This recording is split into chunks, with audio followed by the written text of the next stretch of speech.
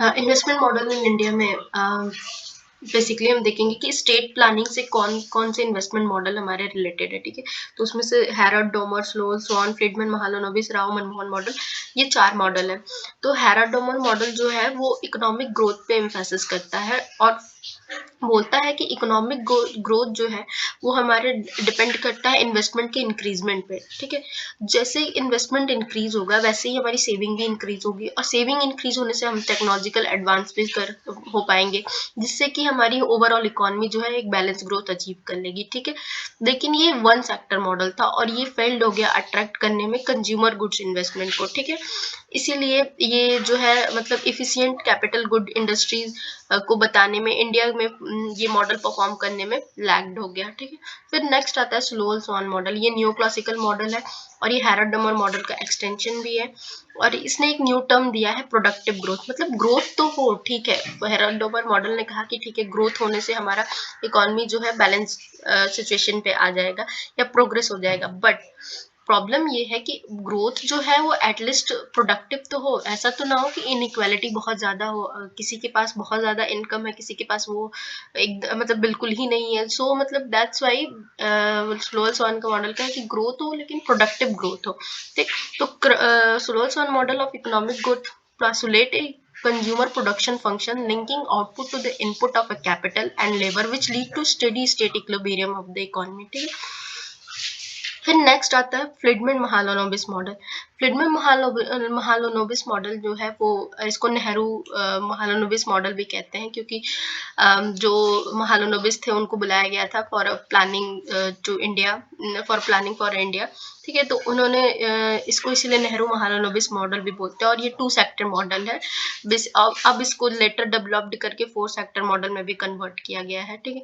तो ये बेसिकली कहता है कि हमें कैपेसिटी बिल्डिंग पे काम करना चाहिए, हम कैपिटल गुड सेक्टर को हम एक्सपेंड करना चाहिए जो कि लॉन्ग रन इकोनॉमिक ग्रोथ में अचीव इकोनॉमिक ग्रोथ में वर्क करेगा, ठीक है।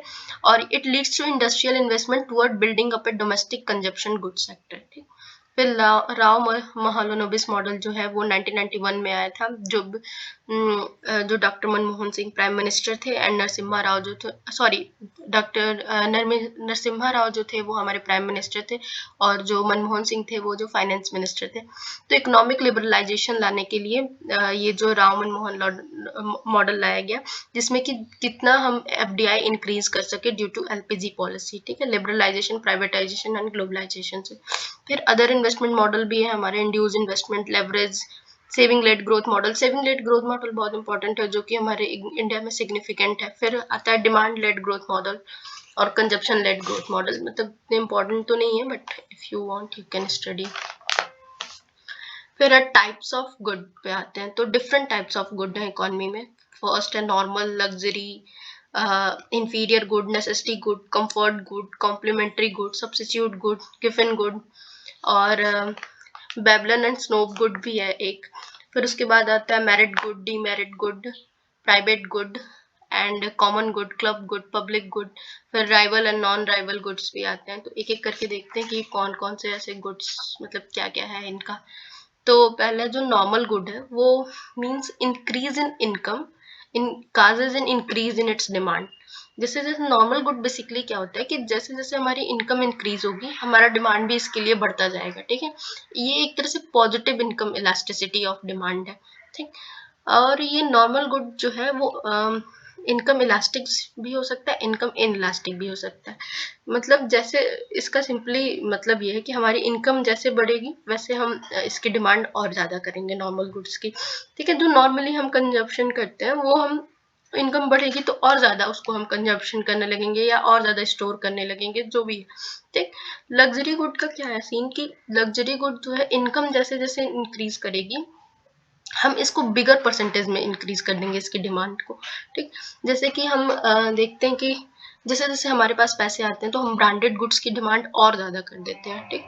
तो इसी की तरह लग्जरी गुड या लग्जरियस चीज़ की हमारी डिमांड और हाईली परसेंटेज में हो जाती है। तो इसीलिए इसको हम लोग कहते हैं कि इनकम इलास्टिसिटी ऑफ इसमें डिमांड जो है इसमें ग्रेटर देन 1 होती है, ठीक। जैसे जैसे इनकम बढ़ती है वैसे वैसे हम हाईली परसेंट मतलब जैसे bigger percentage increase in its demand, ठीक। जब भी इनकम इंक्रीज होगी पीपल जो है स्पेंड करेंगे higher percentage of money for the luxury good. अब एक और इसमें केस है कि जो लग्जरी गुड है वो नॉर्मल गुड हो सकती है, ठीक है। Luxury good is also a normal good, ठीक। But normal good not necessary is a luxury good, ठीक है। ये थोड़ा ट्रिक है कि लग्जरी गुड जो है नॉर्मल गुड में इंक्लूड हो सकता है, ठीक है, बट नॉर्मल गुड जो है वो लग्जरी गुड हो ये जरूरी नहीं है, ठीक। फिर आता है inferior good. Inferior good means increase जैसे जैसे इनकम होगी हमारा जो इस गुड के लिए है डिमांड जो है डिक्रीज होती जाएगी। ये negative demand elasticity of demand है। ऐसा क्यों? क्योंकि बेसिकली जो है हम कम चीजें जो इंफीरियर चीजें लेते हैं जब हमारी इनकम कम होती है, ठीक है, अपनी। लेकिन जैसे जैसे हम हमारे पास इनकम ज्यादा आती है, लाइक ब्रांडेड क्लोथ्स की बात करते हैं या नॉर्मल क्लोथ्स की बात करते हैं, जैसे जैसे हम इंक्रीज होते हैं हम ब्रांड ओरिएंटेड हो जाते हैं, जैसे जैसे हमारे इनकम के पास होती है तो हम जो नॉर्मल क्लोथ्स है उनको प्रेफर करना कम कर देते हैं, ठीक। तो व्हेन इनकम इंक्रीजेस इस डिमांड डिक्रीजेस, ठीक। फिर आता है नेसेसिटी गुड्स, ठीक है। नेसेसिटी गुड्स जो है वो बेसिक ह्यूमन एग्जिस्टेंस के लिए जो गुड चाहिए, water, housing, electricity, that's a simple thing. फिर कंफर्ट गुड्स आता है, ऐसे गुड्स जो नेसेसिटी तो नहीं है बट इसकी यूटिलिटी है, ये हमें सेटिस्फैक्शन देती है, ठीक है। तो ऐसे कंफर्ट गुड्स में बिकम अ लग्जरी, इसको हम लग्जरी गुड भी कह सकते हैं, ठीक। सो कॉम्प्लीमेंट्री गुड्स हैं जो एक साथ यूज होते हैं, विच आर यूज टूगेदर। मतलब एक नहीं हो तो एक का कोई काम ही नहीं होगा। लाइक टी, टी के साथ जो है शुगर अगर ना हो, सॉरी, टी के साथ स्नैक्स ना हो, मतलब साथ में हम यूज करते हैं। Bread and butter, TV and DVD player, या टीवी एंड रिमोट का भी कर सकते हैं। अगर टीवी है रिमोट ही नहीं है तो टीवी चलेगी कैसे, ठीक। फिर सब्स्टिट्यूट गुड्स हैं, गुड्स विच आर अल्टरनेटिव, मतलब एक एक ऑप्शन अगर नहीं है तो दूसरा हम उसको चूज कर सकते हैं, ठीक। जैसे कि पेप्सी अगर नहीं है तो कोको कोला यूज कर लो, ठीक। तो ये सब्स्टिट्यूट गुड है। फिर गिवन गुड भी, गिवन गुड जो है एक रेयर टाइप का गुड है, ठीक है, जिससे प्राइस इंक्रीज होने से इसकी डिमांड भी इंक्रीज होती है, ठीक। और ये एक तरह का चीप गुड है, इंफीरियर गुड है। जैसे income affect of a rise in the price causes one to buy more of this cheap good because a person can't afford more expensive good, ठीक। लाइक अगर जैसे हम गिवन गुड का example लें कि अगर कोई राइस है, पोटैटो है, ब्रेड है, ठीक है, ये ऐसे नॉर्मली प्राइस में मिल रहा है तो भी हम इसकी डिमांड करते हैं, ठीक। जब हमारी if price of wheat rises, ठीक है, तो जो पुअर पीजेंट होगा वो मतलब मीट तो अफोर्ड नहीं कर सकता है ना, कोई ऐसे न्यूट्रिशियस फूड तो वो अफोर्ड नहीं कर सकता है, तो वो क्या करेगा कि वो और व्हीट बाय करेगा, जितना भी प्राइस उसका इंक्रीज हो वो और व्हीट बाय करेगा। So that is called given good, और इसको इंफीरियर गुड भी हम कहते हैं, ठीक। फिर आता है Veblen and snob good. Veblen and snob good का क्या है कि इंक्रीज इन प्राइस जो है वो क्या करती है, इनकरेज करती है पीपल को और बाय मोर ऑफ इट, ठीक।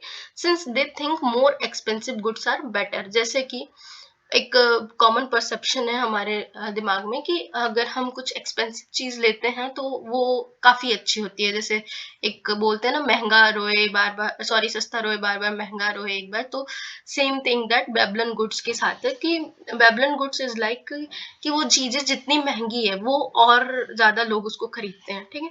जैसे कोई आर्ट्स हो गया, कोई कुछ हो गया जो कि काफी उसकी प्राइस है, ठीक, तो उसको हम ज्यादा बाय करते हैं due to showing a luxury और एनीथिंग, ठीक। फिर example of Veblen and snob good का देखें तो branded clothes, traditional carpet, artifact, ये सब। तो एक मेरिट गुड पे आते हैं। मेरिट गुड भी जो है पॉजिटिव गुड होता है, वेलफेयर के काम आता है। मतलब ऐसे good which are promoted by the government since their consumption lead to welfare in the society and create other social benefit। जैसे कि वेलफेयर मेरिट गुड कौन कौन से होते हैं? स्कूल बिल्डिंग बना दें, फूड फूड जो है हम सब्सिडाइज रेट पे दे दें, एजुकेशन जो है हम फ्री मतलब ऐसे कर दें, तो उससे क्या होगा कि हमारा जो है आगे चल के वो फ्यूचर इन्वेस्टमेंट की तरह यूज होगा, उससे हमें ज्यादा ही रिटर्न मिलेगा। ये ऐसे मेरिट गुड। अगर कंस्ट्रक्शन हम स्कूल बिल्डिंग की करेंगे तो और ज्यादा ही हमें क्या होगा, अब स्टूडेंट्स पढ़ेंगे, then they are returning us and contributing for the economic growth, ठीक। उसके बाद आ जाएगा डीमेरिट गुड। डीमेरिट गुड जो है वो निगेटिव नेचर का होता है, निगेटिव एक्सटर्नलिटीज हो करता है। इसमें क्या होता है कि इसमें हम हाई टैक्सेस इम्पोज करते हैं जिससे कि सोसाइटी में इसकी कंजप्शन लेस हो, for example cigarette and liquor etcetera. फिर आता है प्राइवेट गुड। प्राइवेट गुड्स जो होते हैं वो एक्सक्लूडेबल होते हैं और ड्राइबल नेचर के होते हैं, ठीक है, जैसे कि food, clothes and flowers etcetera. And ये जो होता है वो सबके लिए यूज करने के लिए नहीं होता है, ये प्राइवेटली पर्सन ही यूज कर सकता है, एक इंडिविजुअल ही जो उसको ओन्ड किया है उसको यूज कर सकता है। सो इसको समझने के लिए पहले हम excludable and non excludable goods समझ लेते हैं। तो राइबल गुड्स जो होते हैं ऐसे गुड्स होते हैं जो कि whose consumption by one consumer prevents simultaneous consumption by other consumer, ठीक।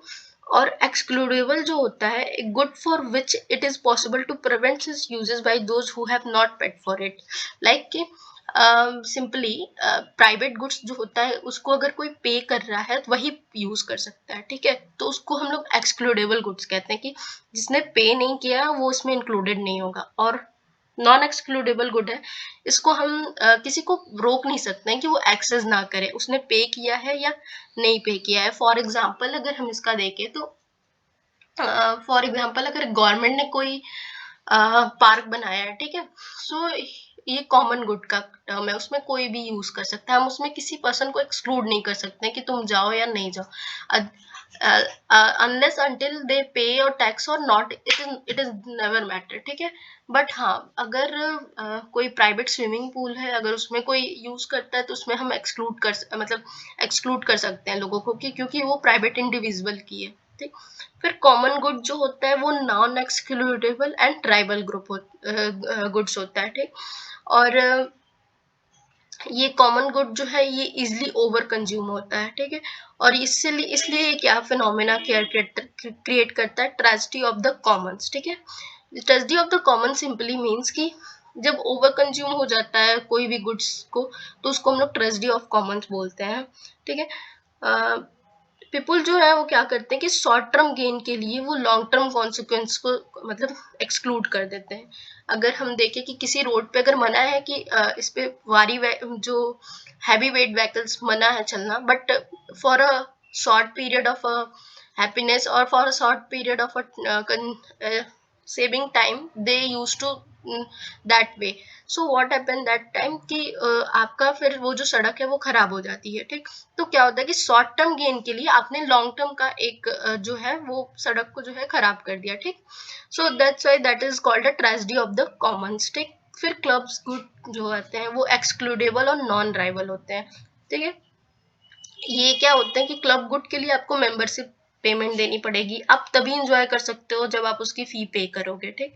फिर पब्लिक गुड्स जो होते हैं non excludable and non rival होते हैं, ठीक है। ये इफेक्टिवली कोई इसको एक्सक्लूड नहीं कर सकता है किसी पर्सन को, जैसे कि public park, street light and free rider problem. फिर आता है quasi public good which have some characteristics of non rivalry and non excludable but not 100%, ठीक है। और ये एक्सेस करने में वेरी चीप जो एक्सेस है, तो इसी को हम लोग जैसे कि हम न्यूज़पेपर के लिए चार्ज देते हैं बट इतना इनफ नहीं है कि हम दे ही नहीं सकते हैं, ठीक है, that's called a quasi public